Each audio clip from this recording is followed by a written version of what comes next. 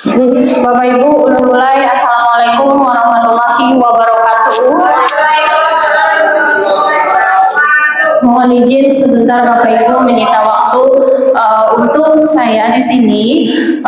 Tujuan saya, kenapa saya memanggil Bapak Ibu, mengumpulkan Bapak Ibu semua, karena ingin menerapkan budaya positif yang ada di sekolah kita, supaya agar budaya positif yang ada di sekolah kita ini sesuai dengan arah-arah atau tahapan-tahapan yang memang saya pelajari di pendidikan guru penggerak ini. Untuk itu saya mulai sebelumnya pembukaan dalam diseminasi budaya positif dengan kita menyanyikan lagu Indonesia Raya. Kepada Bapak Ibu dipersilakan untuk berdiri sebentar.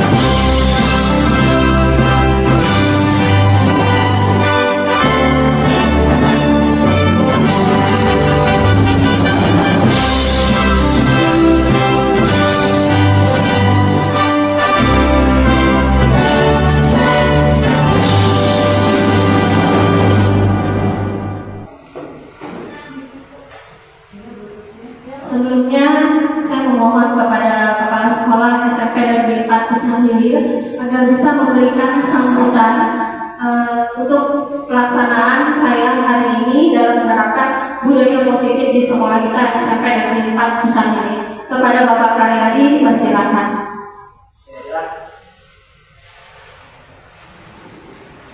Assalamualaikum warahmatullahi wabarakatuh. Waalaikumsalam warahmatullahi wabarakatuh. Selamat siang Bapak Ibu, dan selamat siang untuk Ibu Martina selaku narasumber pada siang hari ini.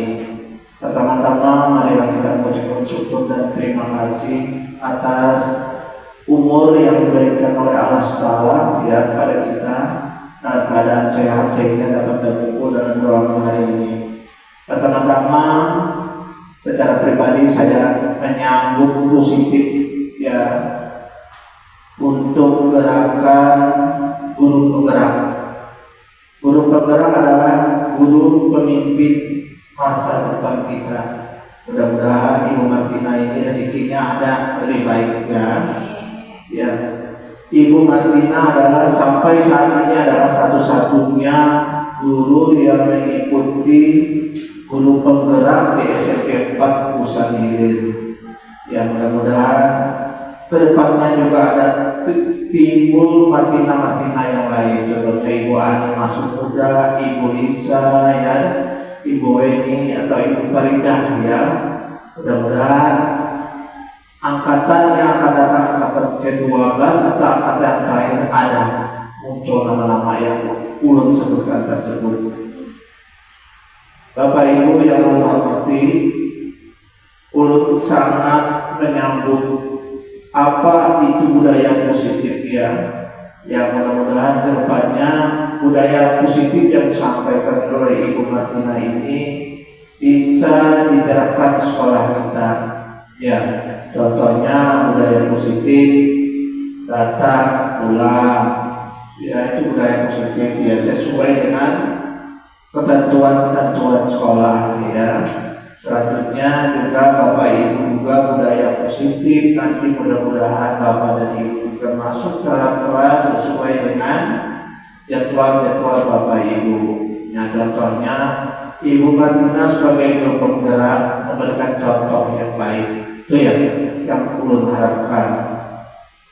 Bapak Ibu yang ulun hormati ya mudah-mudahan untuk guru penggerak ini bisa dilakukan jenjang besar ya, karena mungkin lebih banyak lagi gurunya ya terkumpul ke ini sudah siap, belum juga lapar ya. Mudah-mudahan Ibu Martina setelah ini memberikan amplop untuk makan siang ya untuk kita semua. Amin. Ya, yang terakhir ya, mudah-mudahan Ibu Martina 80 ini ya bisa lulus dengan baik ya, dan mendapatkan piagam ya sebagai calon pemimpin masa depan ya.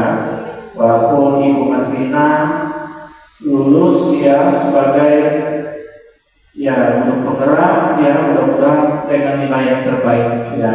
Mungkin itu Bapak Ibu yang mau sampaikan. Mohon maaf ya jika ada kata-kata yang salah, mohon maaf khususnya untuk Ibu Martina ya. Salah dan benar Bapak ulun ucapkan. Assalamualaikum warahmatullahi wabarakatuh. Untuk Bapak Kepala Sekolah SMP Negeri 4 Pusat Hilir yang telah memberikan sambutan sebelum memulainya penyebaran pemahaman dan penerapan budaya positif. Sebelumnya Bapak Ibu, diperkenalkan terlebih dahulu, ini Ibu fasilitator saya, Ibu Hajah Nurmiati MPD. Beliau merupakan fasilitator dari Hulu Sungai. Kemudian Ibu Arya Andayani SPD dan SPD. Beliau merupakan pengajar praktik saya yang bertugas di SDN 3 Pasar Baru. Dan sebelahnya lagi kita sudah kenal semua Bapak Ibu. Itu merupakan kapsek kita SMP Negeri 4 Pusat Hilir, yaitu Bapak Karyadi yang telah memberikan support kepada saya dan memberikan fasilitas kepada saya untuk mengikuti program guru penggerak ini. Sambil dilihat ya Bapak Ibu, foto-fotonya gagah dan cantik luar biasa.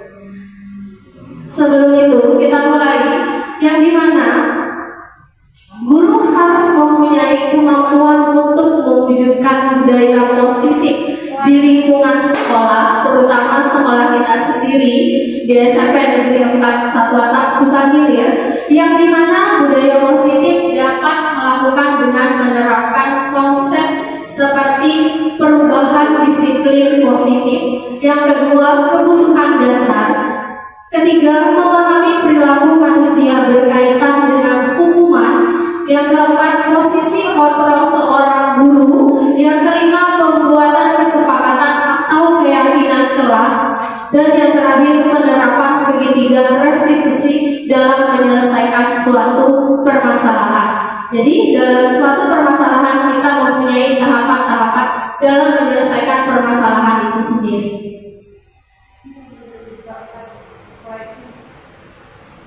Kemudian konsep budaya, inti budaya positif yang saya sebutkan tadi, diantaranya disiplin positif, kebutuhan dasar manusia, 5 kebutuhan dasar manusia, motivasi perilaku manusia, posisi kontrol, keyakinan kelas, dan segitiga restitusi. Yang pertama kita bahas yaitu disiplin positif. Disiplin positif di mana suatu pendekatan untuk menerapkan disiplin diri anak tanpa hukuman dan hadiah. Disiplin positif perlu diterapkan dengan baik dalam lingkungan keluarga maupun lingkungan sekolah. Dengan menerapkan disiplin positif, diharapkan tindak kekerasan dapat dihindari. Sebagai seorang pendidik, tujuan kita adalah menciptakan peserta didik yang memiliki disiplin diri, sehingga mereka berperilaku mengacu pada nilai-nilai kebajikan universal dan memiliki motivasi intrinsik dalam perubahan perilaku ke arah yang lebih baik lagi. Nilai-nilai kebajikan yang sesuai dengan profil pelajar Pancasila yang seperti biasanya yang kita sudah ketahui, yang dimana sifat-sifat manusia yang merupakan tujuan mulia yang ingin dicapai setiap individu, seperti yang telah dikemukakan oleh Dr.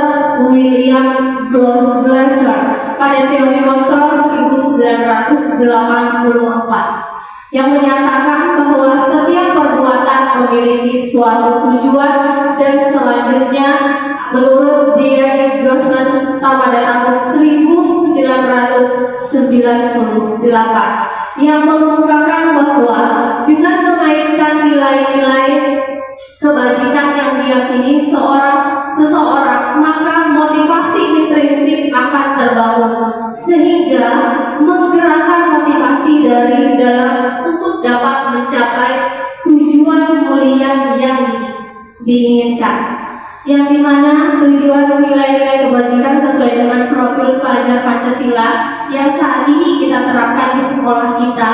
Yang pertama itu yaitu yang beriman, bertakwa kepada Tuhan yang Maha Esa dan berakhlak mulia. Kemudian yang kedua, berkebinekaan global. Yang ketiga, bergotong royong. Keempat, kreatif. Kelima, bernalar kritis serta mandiri. Selanjutnya Bapak Ibu, ada 5 kebutuhan dasar manusia. Kebutuhan dasar manusia adalah segala sesuatu yang kita lakukan untuk mendapatkan apa yang kita inginkan. Seluruh tindakan yang kita lakukan memiliki tujuan tertentu, dan semua usaha terbaik yang kita lakukan adalah dalam rangka agar kebutuhan dasar kita terpenuhi dengan baik. Yang pertama, kebutuhan dasar kita biasanya ingin ada kasih sayang dan rasa diterima oleh orang lain. Kemudian yang kedua, kita harus mempunyai kekuasaan. Kita pasti kekuasaan itu sangat mendukung kepada kita. Kemudian yang ketiga, kita ingin bertahan hidup, serta kebebasan, dan terakhir kesenangan. Yang dimana yang pertama, kebutuhan dasar bertahan hidup. Apabila anak-anak kita ini, dia kan biasanya merasa kebutuhan hidupnya seperti lapar ya, dia ingin lapar. Jadi kan kebutuhan hidup dia yang kadang-kadang yang mereka harus penuhi ya, dia seperti bergerak yang tidak seperti biasanya. Misalkan dia membuat kegaduhan di dalam kelas, padahal dia tujuannya ingin makan tadi. Kebutuhan dasarnya dia ingin untuk bertahan hidup. Yang dimana kebutuhan yang bersifat fisiologis untuk bertahan hidup, misalnya dari segi makanan tadi, kemudian pakaian, istirahat, tempat berlindung, keamanan, dan kesehatan. Kemudian yang kedua, yaitu kebutuhan dasar kasih sayang dan rasa diterima. Kebutuhan untuk memberi dan menerima kasih sayang, dan kebutuhan untuk merasa menjadi bagian dari suatu kelompok, keinginan untuk tetap terhubung dengan orang lain seperti teman, keluarga, pasangan hidup, dan teman kerja. Otomatis dari rasa kebutuhan manusia, kasih sayang dan rasa diterima itu sangat berpengaruh kepada kebutuhan yang akan dipenuhi seseorang. Kemudian yang ketiga, yaitu penguasaan. Kebutuhan ini berhubungan dengan kekuatan seseorang untuk mencapai sesuatu, menjadi kompeten, terampil, memimpin, berprestasi, diakui, dan didengar. Kebutuhan ini meliputi dari harga diri seseorang, keinginan untuk dianggap, dan meninggalkan pengaruh besar terhadap lingkungannya. Kemudian yaitu bagian kebutuhan dasar yang keempat, kebebasan, yang dimana kebutuhan ini untuk bebas adalah kebutuhan untuk mandiri, otonomi, memiliki pilihan, mengembangkan daya lenturnya, dan mampu mengembalikan arahnya sendiri. Kebutuhan ini terkait dengan kebutuhan untuk memilih dan membuat pilihan, kebutuhan bergerak, mencoba-coba, dan mengeksplorasi hal baru dan menarik. Biasanya kebebasan ini yang sering dilakukan oleh anak-anak kita ya Bapak Ibu, karena mereka ingin bebas seperti apa yang mereka inginkan. Tapi bebasnya tadi kita kan kontrol sesuai dengan kebutuhan dasar kita.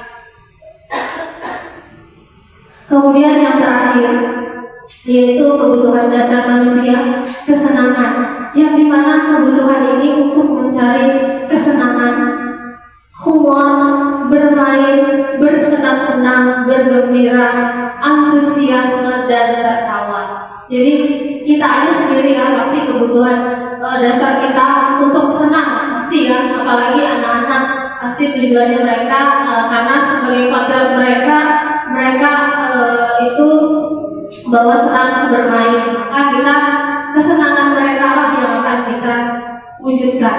Kemudian motivasi perilaku manusia. Motivasi perilaku manusia yang pertama, kita menghindari hukuman yang biasanya sering kita terapkan di sekolah ini. Kadang-kadang kita itu hukuman atau sanksi. Nah, jadi kadang-kadang seperti itu. Jadi kita sebenarnya Bapak Ibu, kita tidak boleh mengadakan bahwa ada hukuman di sekolah kita. Jadi sesuai dengan motivasi perilaku manusia, kita harus menghindari itu hukuman. Kemudian ingin mendapat imbalan atau penghargaan dari orang lain, kemudian ingin mendapatkan pujian. Seharusnya kita menjadi manusia yang mempunyai kesadaran, menjadi diri sendiri dan memiliki nilai-nilai keyakinan.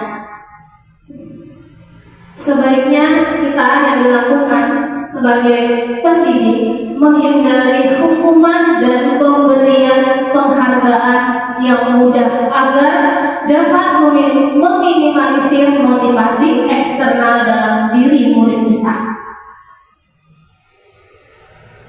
Selanjutnya Bapak Ibu, posisi kontrol guru ini yang kita miliki saat ini ya Bapak Ibu.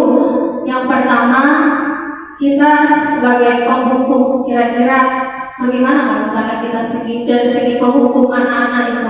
Kemudian apakah kita sebagai teman, kemudian pembuat merasa bersalah, pemantau atau manajer. Kira-kira Bapak Ibu yang sudah kita terapkan di sekolah, kita ini sebagai apa? Posisi kontrol kita. Kira-kira sebagai teman atau penghukum, manajer atau pemantau? Sebagai teman, karena kebiasaannya kita rata-rata kita memposisikan diri kita seperti teman kepada murid kita. Tetapi alangkah baiknya nanti akan saya jawab posisi kontrol yang lebih baik lagi.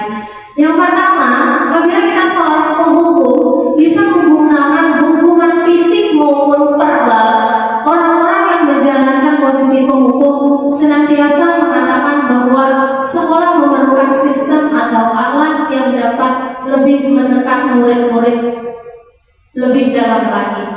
Itu ya Bapak Ibu, apabila kita sebagai penghukum, maka murid-murid akan merasa lebih tertekan. Kemudian membuat merasa bersalah. Pada posisi ini biasanya guru akan bersuara lebih lembut. Membuat rasa bersalah akan menggunakan keheningan yang membuat orang lain merasa tidak nyaman, bersalah atau rendah diri.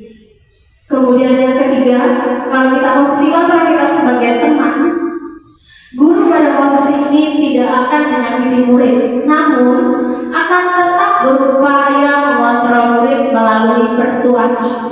Posisi teman pada guru bisa negatif ataupun positif. Positif di sini berupa hubungan baik yang terjalin antara guru dan murid. Kemudian posisi kontrol sebagai pemantau, berarti kita hanya mengawasi murid kita. Pada saat kita mengawasi, kita bertanggung jawab atas perilaku orang-orang yang kita awasi. Posisi pemantau berdasarkan pada peraturan-peraturan dan konsekuensinya. Nah, kemudian yang terakhir posisi manajer, di mana posisi manajer guru berbuat sesuatu bersama dengan murid, mempersilahkan murid mempertanggungjawabkan perilakunya, mendukung murid agar dapat menemukan solusi atas permasalahannya sendiri. Jadi kira-kira Bapak Ibu posisi kontrol apa yang sebaiknya kita terapkan? Yang manajer. Jadi kita hanya mencarikan solusi, mereka yang mencari solusi sendiri atas permasalahan yang mereka buat.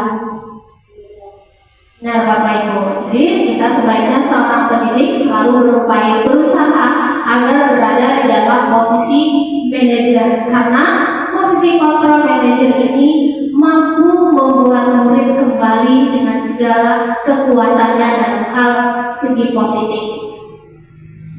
Kemudian yaitu bagian keyakinan kelas.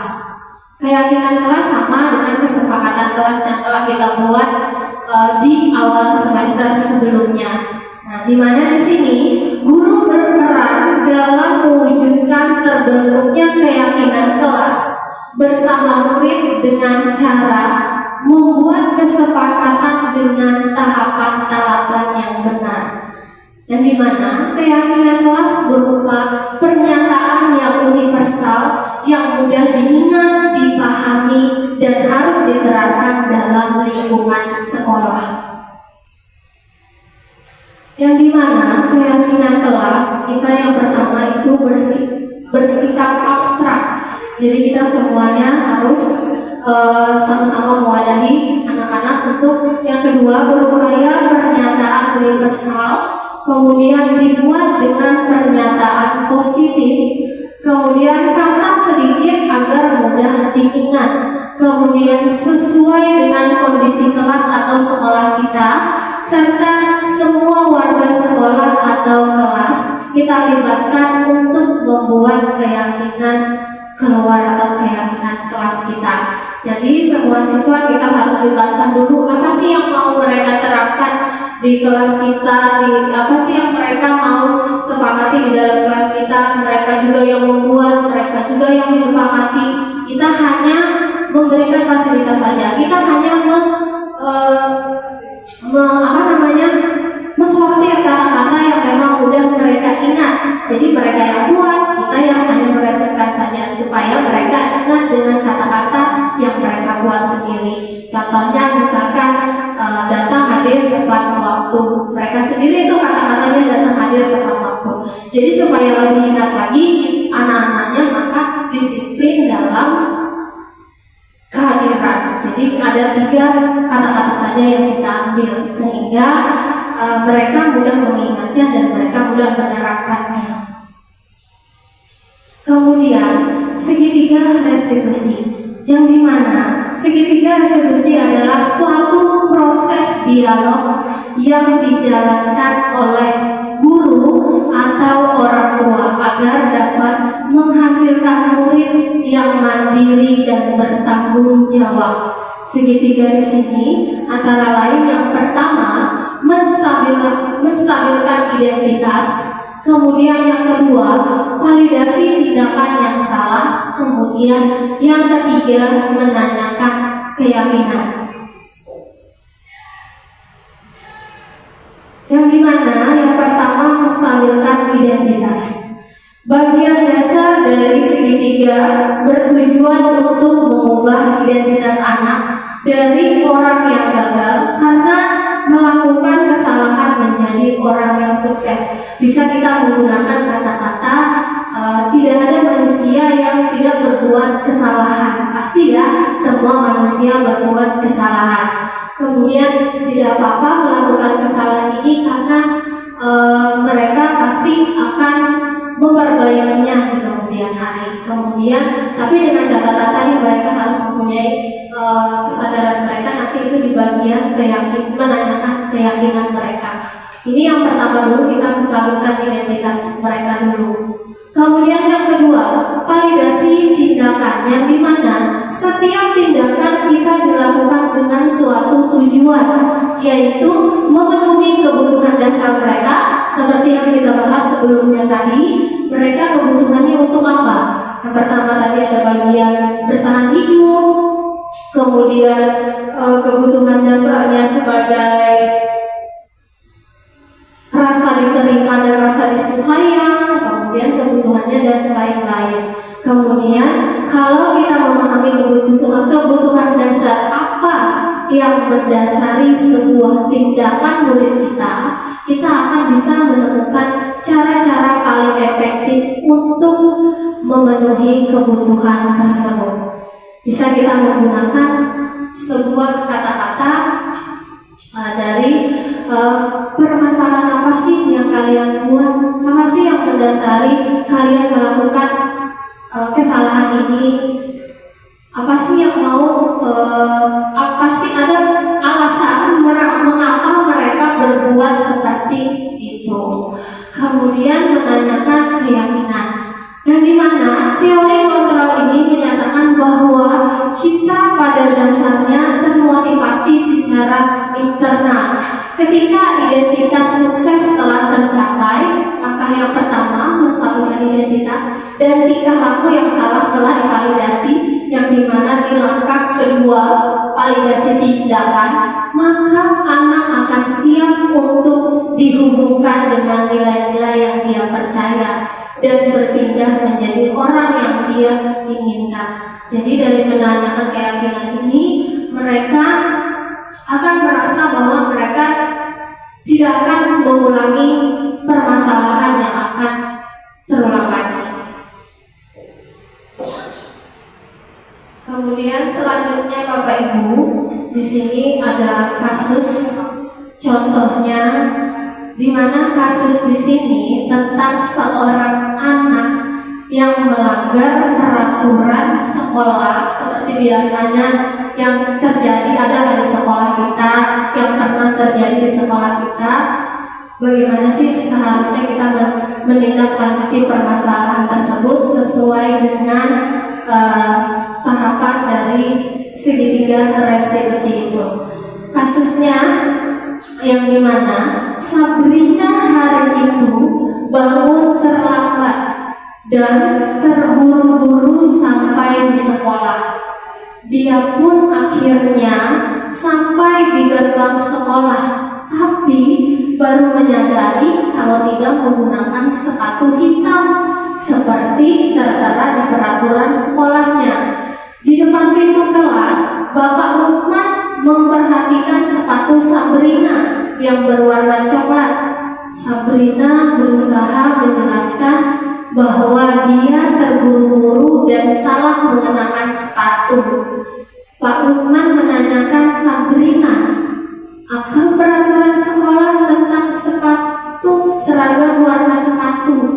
Sabrina menjawab, sudah mengetahui sepatu harus berwarna hitam, namun terburu-buru dan salah mengenakan sepatu.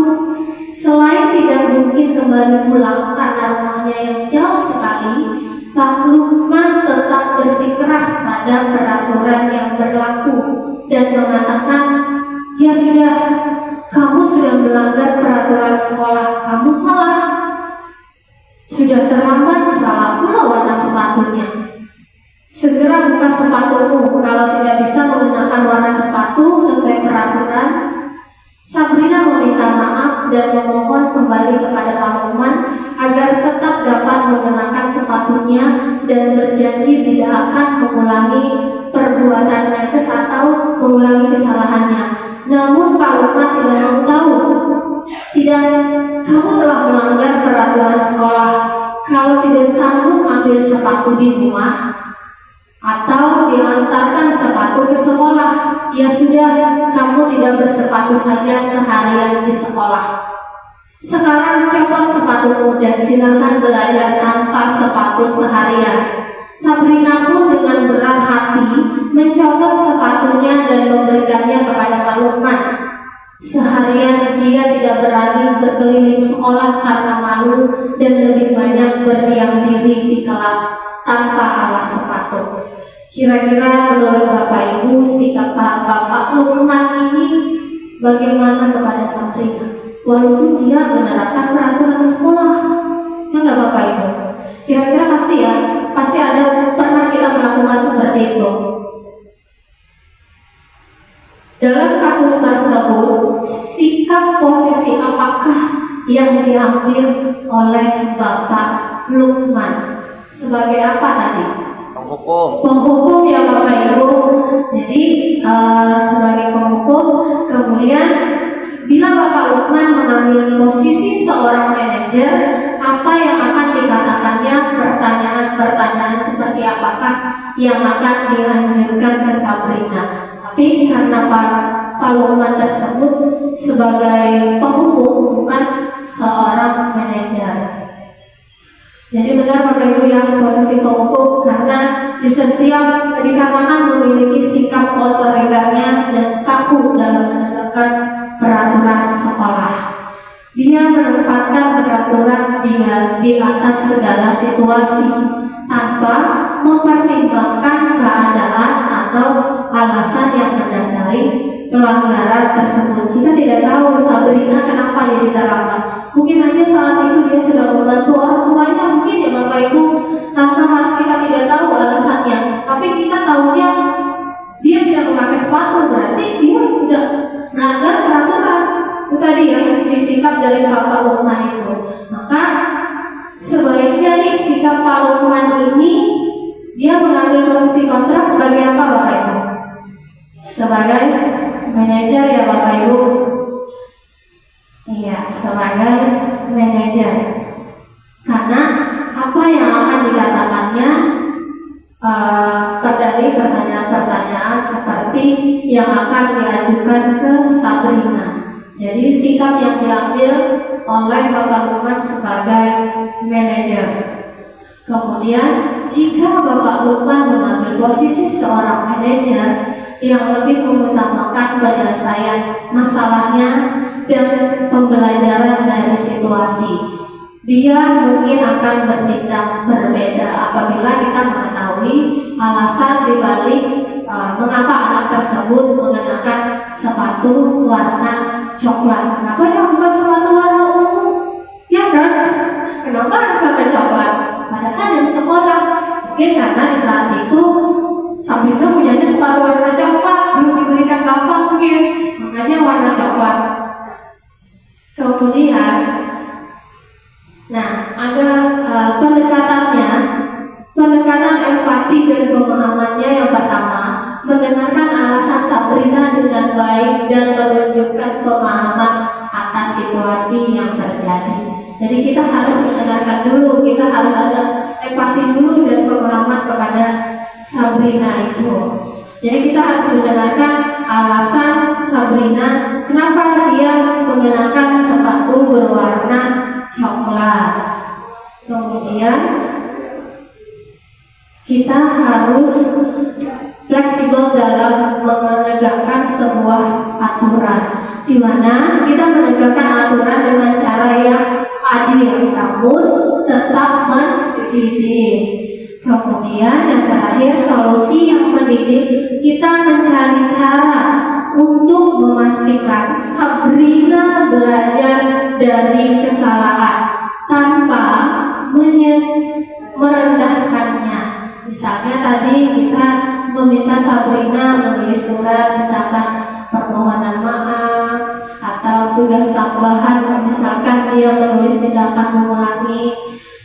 Intinya bukan menghukum Sabrina tidak menggunakan sepatu, tapi dengan catatan kita memberikan sanksinya sesuai dengan peraturan yang memang adil dan tetap mendidik. Kemudian atau tugas tambahan tadi ya yang berhubungan dengan pentingnya mengikuti peraturan.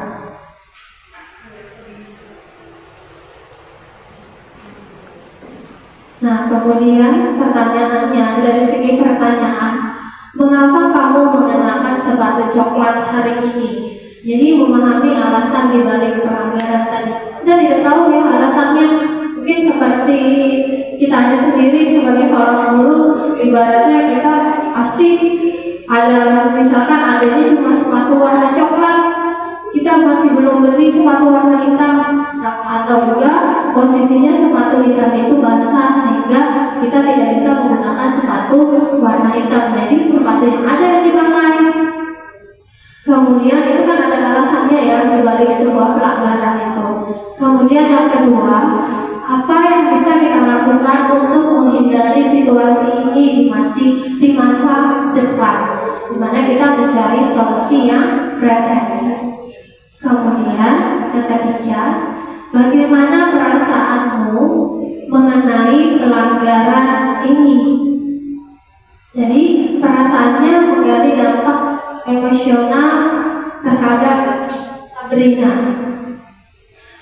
Karena emosi ya, Sabrina pasti dia walaupun dia tidak mengeluarkan emosinya, otomatis pasti ada emosi terpendam yang ada di Sabrina. Tapi dia tidak bisa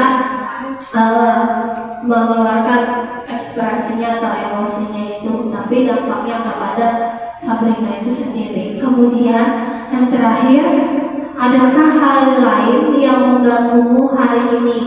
Jadi memastikan tidak ada masalah lain yang mungkin mempengaruhi kegiatan Sabrina di sekolah. Jadi misalkan kegiatan hal yang lain tadi tidak ada masalah lain, misalkan tidak ada masalah rumah yang membuat Sabrina terlambat, makanya dia dengan cepat tadi menggunakan sepatu itu. Tapi dengan itu kita bertanya dulu, apakah ada hal lain tadi misalkan yang mengganggu aktivitasnya di rumah dari segi misalkan membantu orang tuanya atau hal masalah pribadi dalam rumah Sabrina tersebut.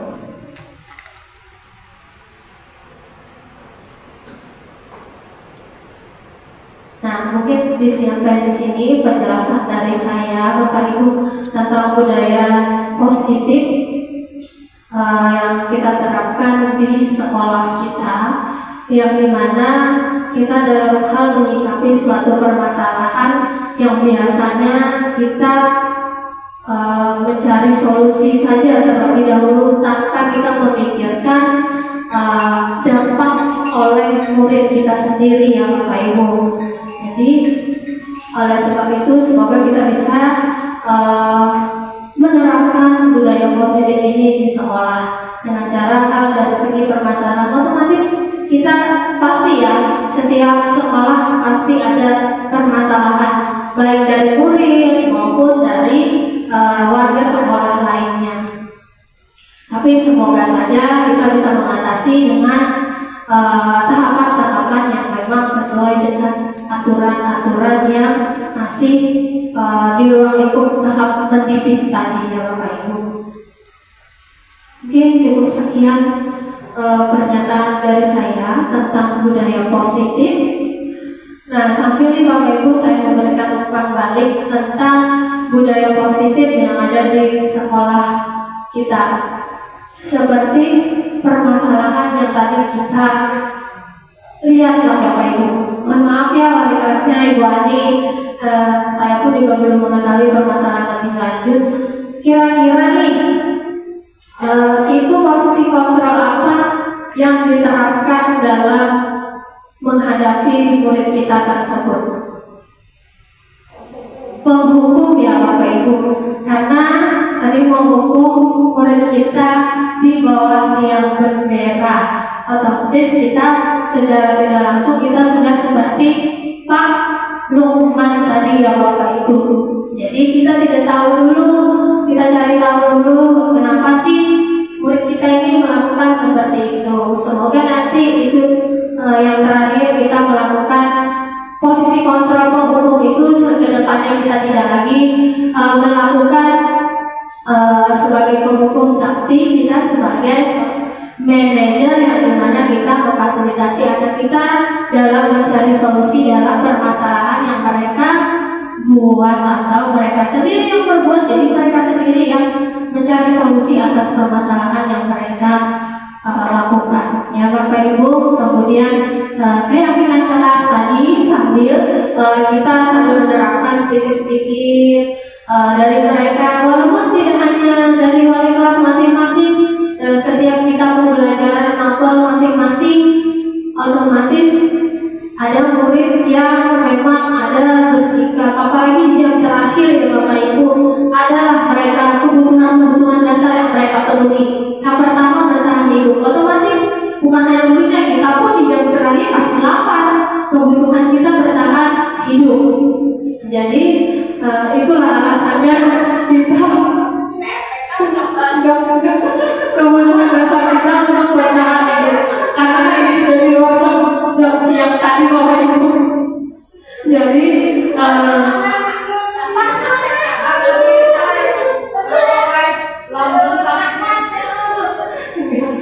makanya dari itu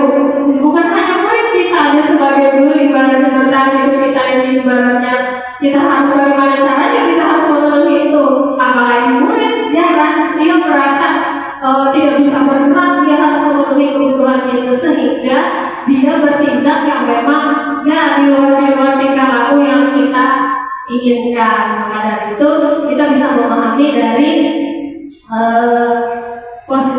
kebutuhan dasar kita. Oh, mereka nih maunya ketawa aja dalam kelas, otomatis mereka kebutuhannya ingin bersenang-senang, tadi itu kesenangan yang mereka cari. Jadi kita ya Bapak Ibu sambil sedikit demi sedikit, karena saya tahu dalam perubahan yang ada di sekolah yang berada kita merasa di zona nyaman, berubahnya itu ya tidak pasti dari langsung sesimpel ini membalikan telapak tangan, tetapi kita bertahap dulu sedikit demi sedikit sehingga sampai terbalik sesuai dengan tujuan yang akan kita capai. Bagaimana Pak Ibu? Sudah sampai 1 jam? 41 menit. 41 menit. Iya. Oke. Kemudian yang kedua, kita bisa menggunakan tanya jawab. Misalkan nih tadi satu ya, dari situasi yang ada kejadian di sekolah kita pada hari ini, yang dimana kita harus tadi contohnya kalimatnya dari kasus yang tadi ya Bapak Ibu, dari murid kita sendiri tadi sebagai guru pas sudah melakukan posisi kontrol sebagai penghukum, kemudian alangkah baiknya tadi kita sebagai manajer. Yang pertama, kita harus melakukan kasus yang dibuat oleh murid kita tadi, kita harus menerapkannya dengan segitiga restitusi. Dimana tadi segitiga restitusi dengan menerapkan yang pertama, yaitu menstabilkan identitas. Nah, dimana dalam menstabilkan identitas ini kita berbuat salah itu tidak apa-apa, otomatis anak-anak ini kan masih tahap dia untuk mencari jati dirinya masing-masing, ya kan Bapak Ibu, apalagi kita di tengah beranjakan remaja, di mana mereka menuju dewasa. Kemudian yang pertama dengan menggunakan kalimat berbuat salah itu tidak apa-apa. Kemudian tidak ada manusia yang sempurna. Saya ingin mencari solusi dari permasalahan ini. Itu dari bagian dari kata-kata menstabilkan identitas. Kemudian yang kedua, validasi tindakan yang salah. Dari contoh variasi kalimat yang pertama, kamu pasti punya alasan mengapa melakukan hal tersebut. Pasti ya Bapak Ibu, murid kita itu mempunyai alasan kenapa mereka seperti itu. Kemudian yang kedua, ya bisa terlihat kamu merasa bangga terhadap hasil yang kamu dapatkan, tapi ada hal yang jadinya merugikan orang lain. Jadi tadi misalkan dari murid kita tadi yang dia bercanda di kelas, otomatis dia merugikan orang lain, seperti orang lain gurunya termasuk ya, gurunya menjelaskan dia tidak mendengarkan, dan temannya pun juga terpengaruh terhadap tindakan yang mereka lakukan. Jadi itu sudah merugikan orang lain. Kemudian yang ketiga, menanyakan keyakinan. Dari menanyakan keyakinan, apa keyakinan kelas yang kita percayai atau yang kita terapkan tadi. Kemudian keyakinan apa yang belum kamu tunjukkan. Jadi keyakinan kelas itu bisa kita rubah Bapak Ibu, nggak mesti harus setahun sekali kita rubah. Jadi kalau menurut Bapak Ibu, anak-anak ini merasa bahwa dirinya sudah merasa tidak ada lagi kesepakatan yang mereka sepakati, atau mereka langgar dari kesepakatan yang mereka buat, maka kita bisa memperjelas lagi keyakinan apa yang belum kita tunjukkan. Kemudian yang terakhir, apakah tindakanmu mencerminkan keyakinan kelas tersebut? Otomatis tindakan mereka tidak ada beberapa yang memang tidak mencerminkan keyakinan kelas tadi. Otomatis kalau tadi mereka berbicara dengan temannya, itu otomatis dia sudah tidak eh, di apa keamanannya di dalam kelas tersebut sudah tidak sepakat lagi dari peraturan mereka. Seperempat jam lagi. Oke, kemudian yang kedua Bapak Ibu, saya ada tugas kasus lagi nih contohnya. Misalkan dari kasus yang kedua, tadi kan kasus Sabrina. Jadi kasus yang kedua seperti kasus guru matematika. Pas ya, guru matematika tidak mepet karena sesuai dengan ilustrasi yang ada. Ada kelihatan, mohon maaf. Silakan.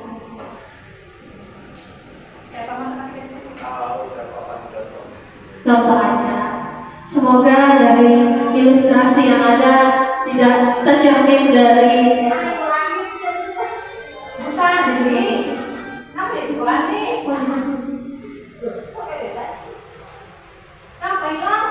lihat ke Bapak Ibu bawa musik.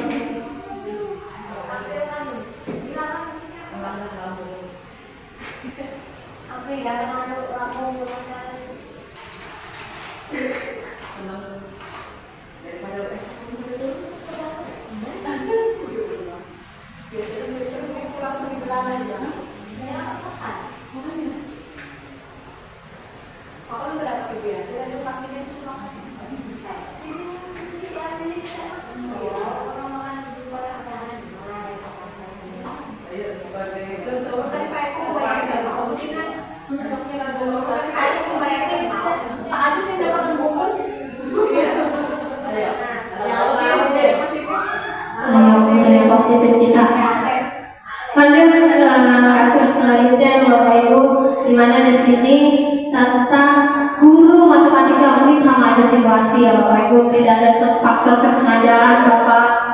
Guru matematika dan wali kelas 8, kemudian Ibu Santi sakit sehingga tidak dapat masuk dan mengajar. Akhirnya dicarikan guru pengganti, si Ibu Eni. Ibu Eni baru 2 tahun menjadi guru SMP.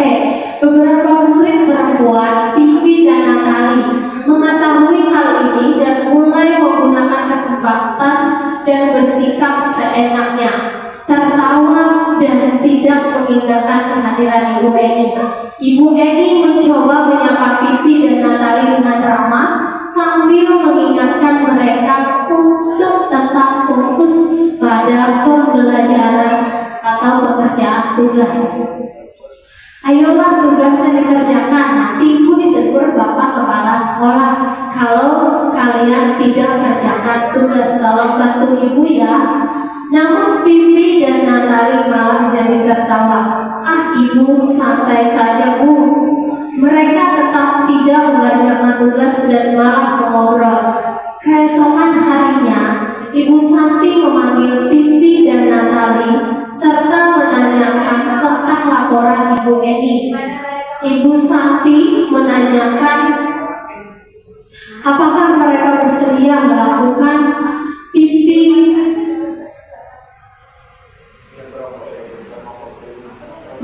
memperbaiki permasalahan yang ada. Vivi dan Natali sempat ragu-ragu dan membela diri, namun pada akhirnya mengatakan akan meminta maaf. Ibu Santi menanggapi bahwa tindakan itu boleh saja dilakukan bila mereka sungguh-sungguh ingin meminta maaf. Namun Ibu Santi menanyakan kembali apa yang mereka bisa lakukan. Namun pada akhirnya bila mereka sungguh-sungguh ingin meminta maaf. Untuk menggantikan rasa tidak dihormati Ibu Santi, baik Vivi maupun Natali mengakui bahwa perilaku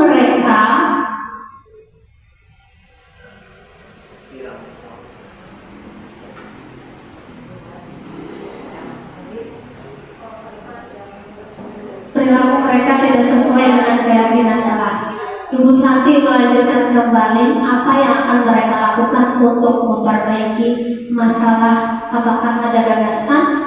Setelah berpikir sejenak, Natali dan Vivi mengusulkan bagaimana kalau mereka mengadakan sebuah diskusi kelompok dengan teman-teman sekelasnya. Tema yang mereka pilih adalah penerapan keyakinan kelas, terutama tentang sikap saling menghormati dan bagaimana penerapannya di kehidupan sehari-hari di sekolah. Usulan kedua adalah mengirim email kepada Ibu Eni tentang gagasan mereka. Mereka pun memberitahu Ibu Eni bahwa mereka telah memberitahu kepala sekolah Pak Hasan bila lain waktu ada ketiadaan guru, maka mereka akan mengusulkan Ibu Eni sebagai pengganti. Nah, dari ilustrasi guru matematika tersebut, kira-kira Bapak Ibu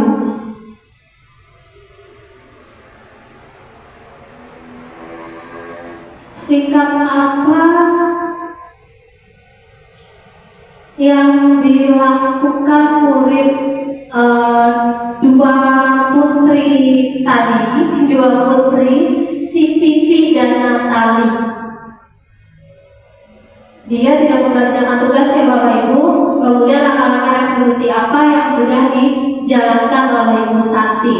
Ibu Santi tadi sudah melakukan sesuai dengan langkah-langkah restitusi. Dia sudah menanggapi bahwa tindakan itu boleh saja dilakukan bila mereka sungguh-sungguh ingin meminta maaf. Suasana ada 8 menit lagi.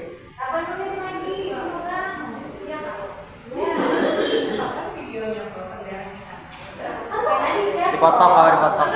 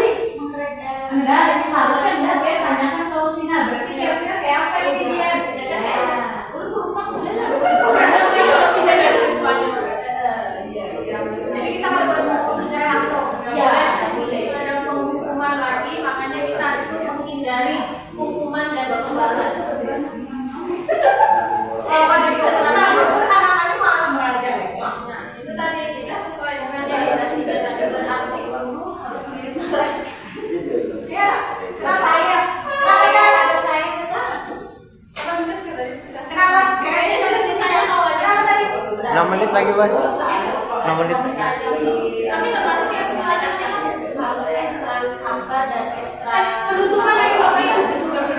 Waduh, hatiku tidak sesabar itu dan tidak bisa. Hatiku tidak sebebal.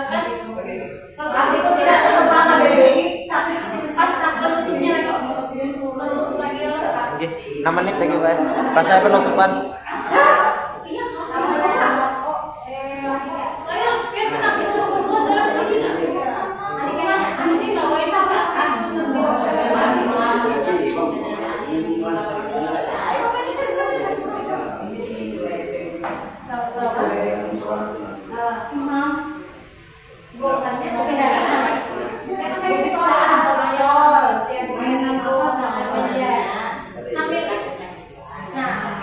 Ya,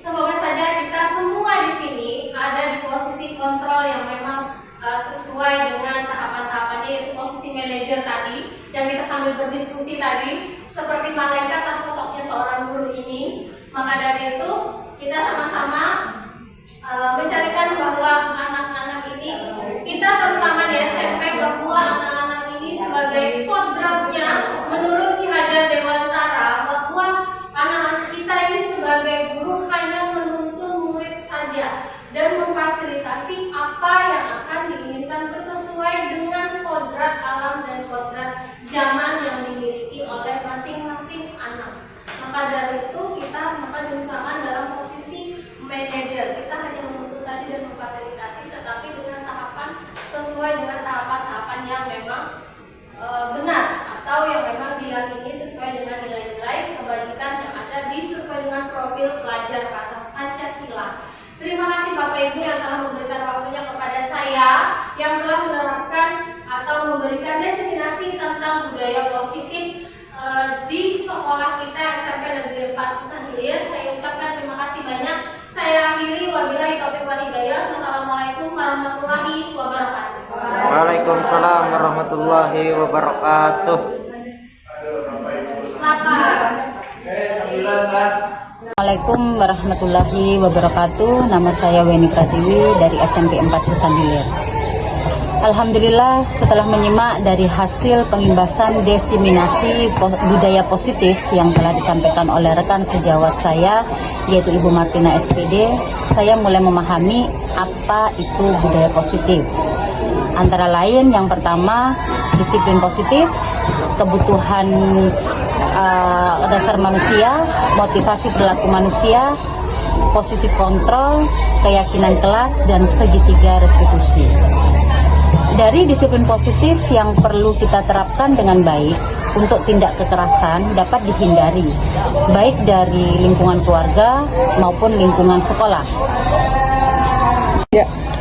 Juga mengetahui apa saja kebutuhan dasar manusia yang melatar belakangi tindakan yang dilakukan murid, baik itu untuk memenuhi kebutuhan bertahan hidup, kekuasaan, kasih sayang, dan rasa diterima, kebebasan, serta kesenangan.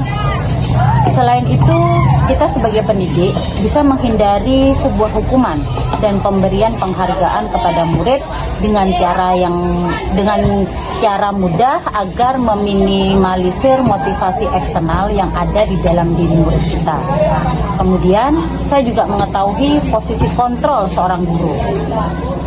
Dengan menerapkan posisi kontrol manajer agar mampu membuat murid kembali dengan segala kekuatan yang positif.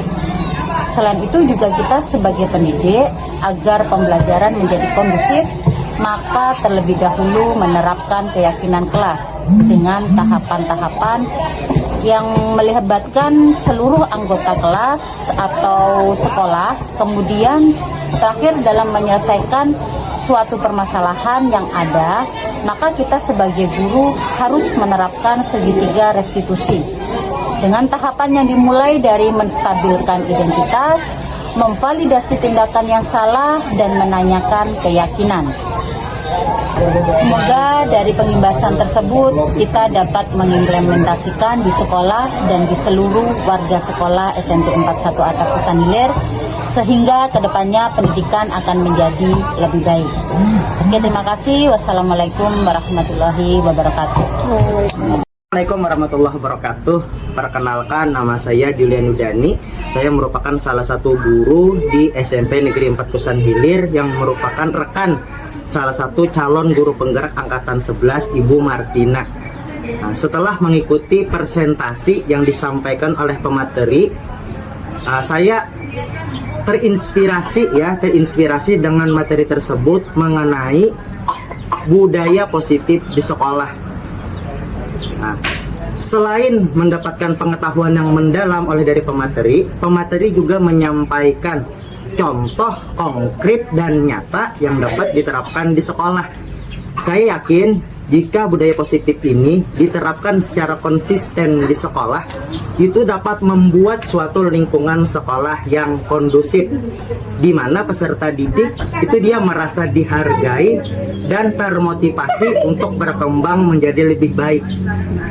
Selanjutnya saya mengucapkan terima kasih kepada pemateri yang telah menyampaikan presentasi yang sangat bermanfaat tersebut.